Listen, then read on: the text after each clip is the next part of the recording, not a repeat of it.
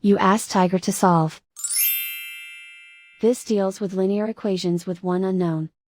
The final result is k equals 1. Let's solve it step by step. Simplify the expression. Expand the parentheses.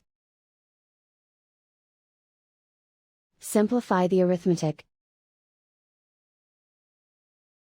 Group all constants on the right side of the equation. Add 7 to both sides.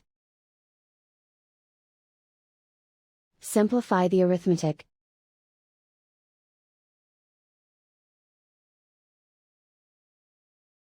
Isolate the k. Divide both sides by 7. Simplify the fraction.